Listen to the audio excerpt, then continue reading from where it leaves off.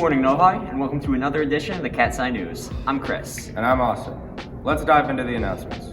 Class scheduling kicked off Wednesday, February 9th. All info is emailed to 9th, 10th, and 11th graders, so make sure that you check your inbox. The course packet is due February 15th. For classes that require applications, those are due February 18th. And scheduling forms are all due by February 25th. The time has come to vote for the class of 2022 senior superlatives. Check your email for an email from Ms. Brown, or use the QR code on the right to vote. Vote for most athletic, most likely to succeed, and more. At today's basketball game, we encourage all students to wear their Oxford Strong merchandise or blue and gold to support our Oxford Wildcats. This year's One Act 12th night had their regional competition this past Saturday. Let's check out the results. This year's One Act 12th night placed first in their region and will move on to the state finals. Be sure to congratulate these students on their awards.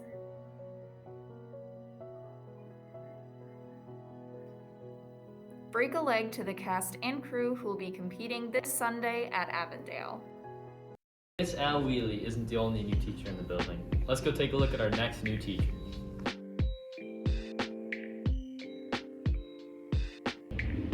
I love Novi because it's just a great place to work.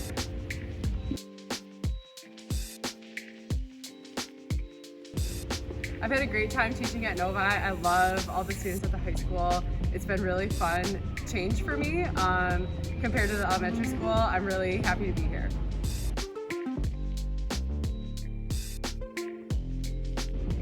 A fun fact about me that not a lot of people know is that I can do the worm. Thanks, guys. Now on to Lisa with our senior spotlight. Do you recognize any of these Wildcats? If you do, it's thanks to senior Olive Gua, an artist that draws portraits of fellow students during spare time in class. Let's take a look closer. It all started with one of my friends, Michelle Wu. She originally requested a portrait that I could do for her, and then I had some free time in orchestra, so I decided to draw her then. And from there, it just kind of spiraled out of control, and I started drawing all of my friends in all my classes. I like to play with my illustration style a lot, so I tried to implement that into my drawings while still trying to keep a realistic tone to it. But making portraits does have its hardships. Honestly, just dealing with people moving all the time and not holding the same pose. So that was definitely a challenge for me, but it was pretty fun at the same time. Just seeing where the light hit and just kind of adjusting as it went. So. Whoa, all those were created on an iPad? That's so cool. Now let's take it to sports.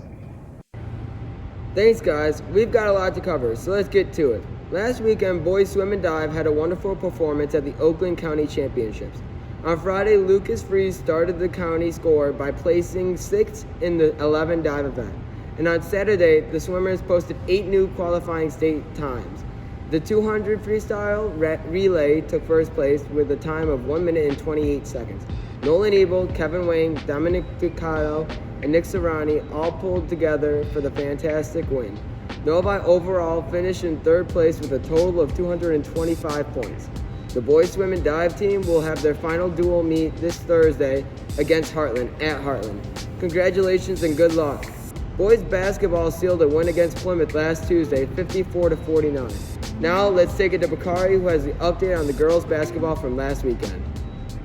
On Friday night, our Novi girls basketball team took the win against Buchanan Varsity Girls. We also got a post-game interview with our star player, Anna Lindsay. Let's check it out. So you guys won tonight's game. How do you think the game went? I think it was pretty good. I mean, it was a little bit nerve-wracking for our coaches there when we were down, and we weren't really playing the best defense there, but then we picked it up, and I think we were able to execute on offense.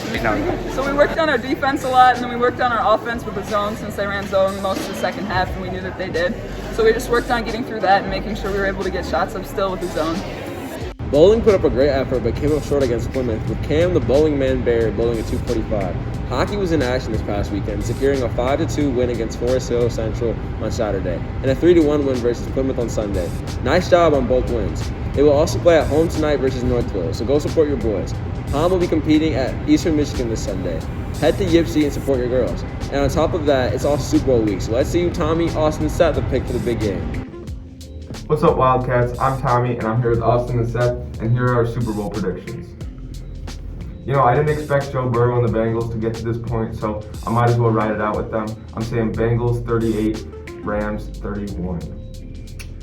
In contrast to my buddy Tommy here, I think the Rams are going to pull this one out in a relatively low-scoring game. You know, two inexperienced quarterbacks in terms of playoff experience, and I think the Rams might pull this one out like 13-10. Now, I agree with Austin with who's going to win, but both quarterbacks have very minimal playoff experience.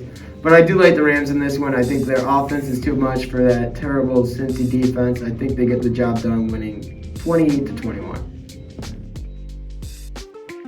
Thank you for watching this edition of the Cats on News. We'll see you next week, Wildcats.